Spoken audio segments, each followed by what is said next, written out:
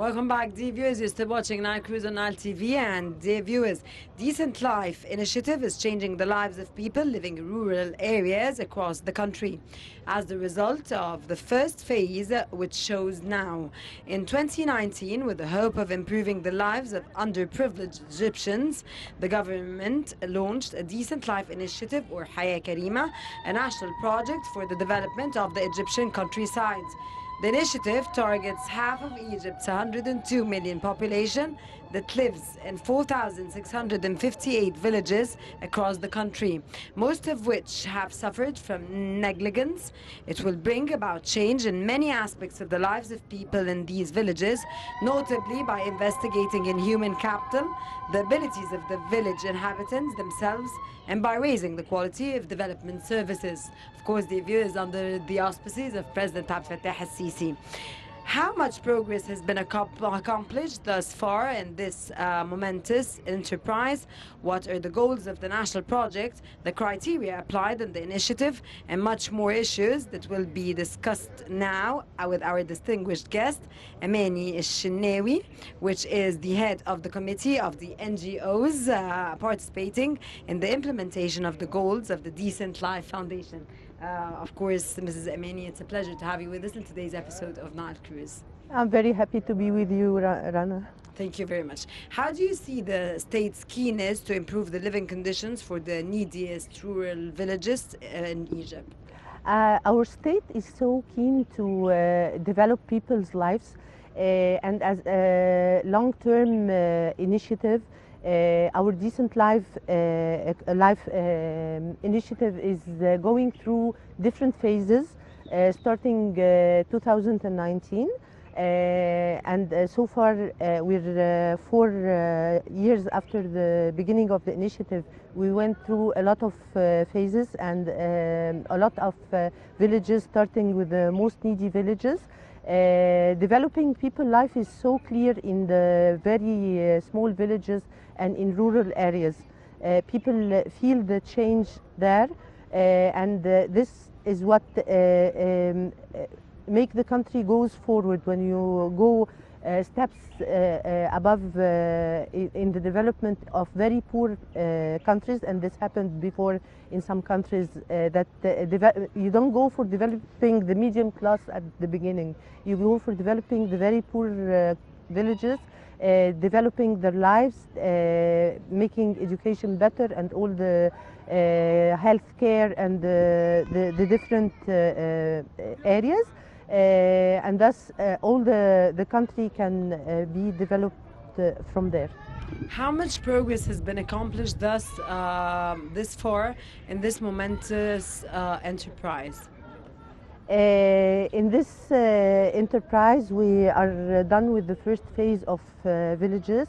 The very poor villages we started with are better and developed, and we are now developing.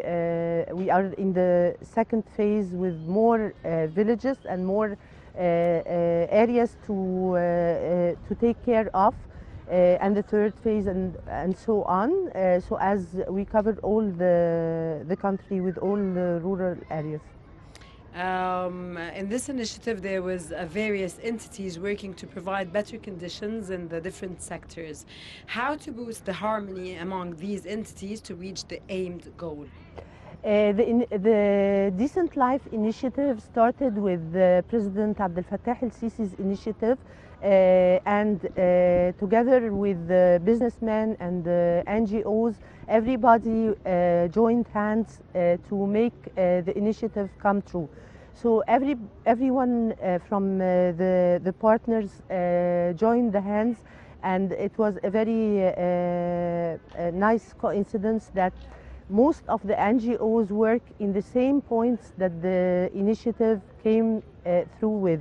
So everyone was working in parallel together with the Haya Karima initiative in the poor countries, in the rural areas, elevating the education, better health, better welfare, social welfare, and everything for the better together in the same areas. For example, the NGO that I'm a member of is working in water connections to houses which doesn't have water. Haya Karima is working through the same connections. So we're adding we're adding value to each other as NGOs and as government, having the same goals and the same targets. As the state tends to move into a digital era, what about creating a network with sharing data among the NGOs to be able to reach the neediest people? Nowadays, data is everything. So if we want to connect all together, all our working force, all our data, all the information, we have to go for digitalization. So digital transformation is taking place in my NGO, the NGO that I'm a member in, and this is making a great difference. I mean, sorry to interrupt you, Mrs. Amany, but is the government working hard with the NGOs in helping? Yes, the government is working hard and helping, especially through the Ministry of Social Solidarity, as all the administrative work for the big NGOs is done, and also for the NGOs that are not well known. Now we don't have any NGO which is not charted in the Social Solidarity Ministry, the Ministry of Social Solidarity, under the new rules of the NGOs, which is very strict, and this is for the favor of service and the favor of social work.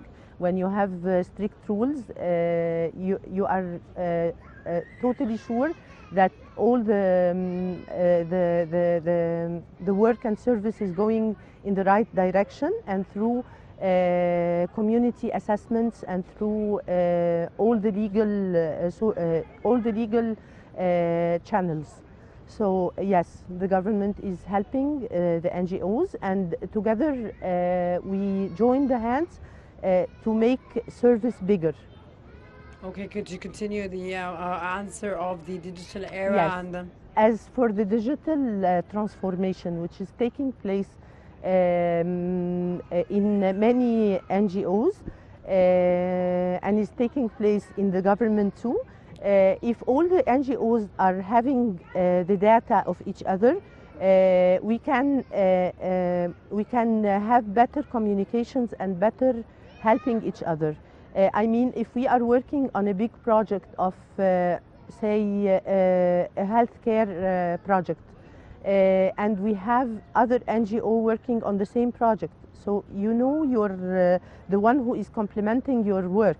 So we work together, not against each other. We are not competitors. We should collaborate, and collaboration will happen through the data. You can imagine if we have a digital chart, having everyone a dashboard, having all the data on, so this will make it easy for decision makers, and it will make it clear to have all your statistics ready any time. Perfect. The Ministry of Social Solidarity was put in charge of developing Egypt's poorest 1,000 villages. What is the criteria applied to reach the neediest families? This is a very strict criteria. It was put by the Ministry of Social Solidarity. So they have community assessment. They assess people according to their education, to their salaries, to their the connections they have in their house, water, or so they have strict assessments that help them to reach the most needy people and help them first, because they are in need to help. Okay. There's a saying that says, give a man a fish and you feed him for a day. Teach a man to fish and you feed him for a lifetime.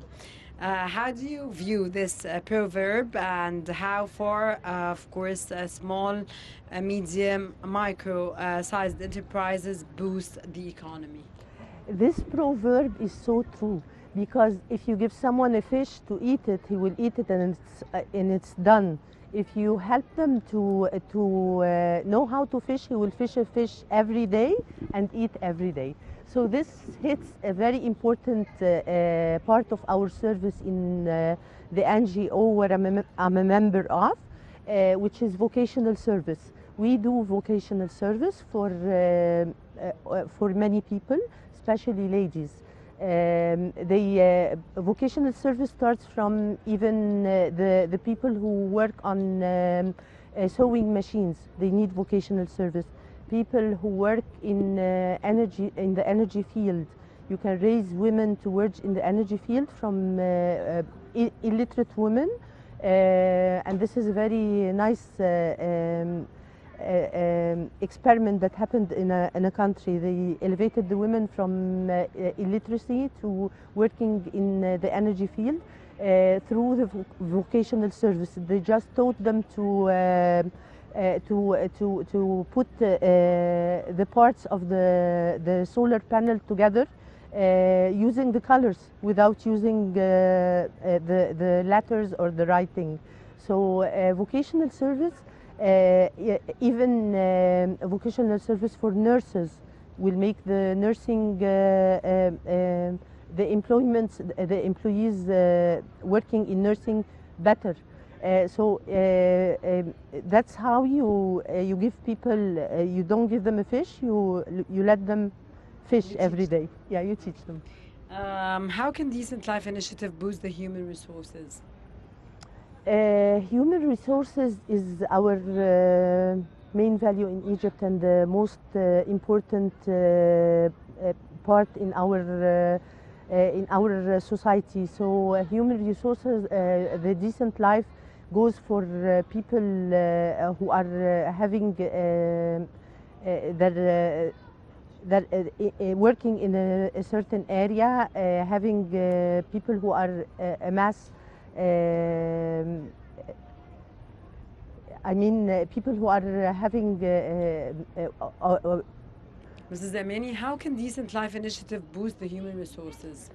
Decent Life Initiative helps people find their way through boosting the resources, the human resources, through vocational service, through education, through helping them if some people will work, start an entrepreneur work or something.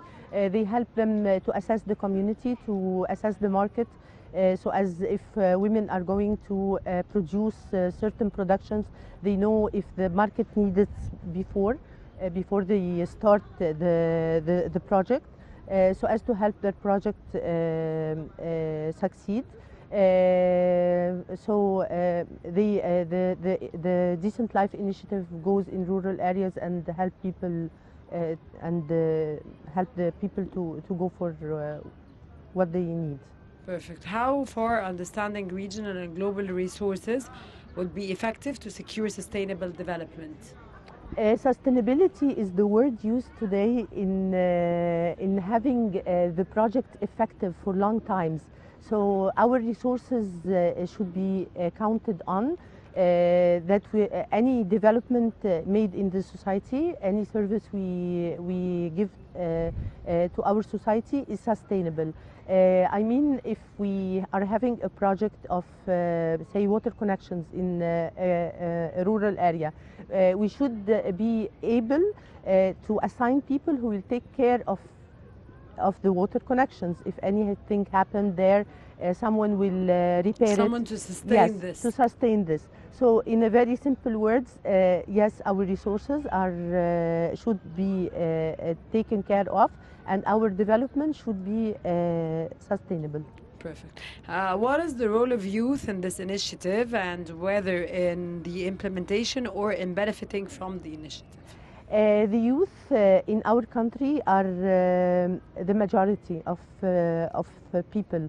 So the youth help in the awareness made made for the cause itself at the beginning.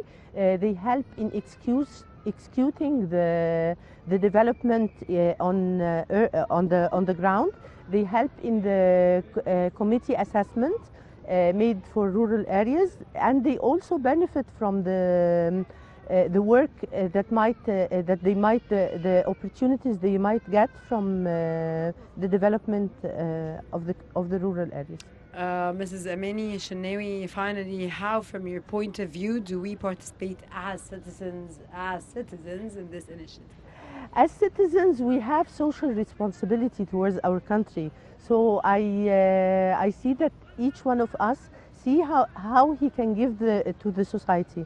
I can give time, I can give my skills, I can give from my profession to the society, and this will make the society better and will make me feel that I did my social responsibility.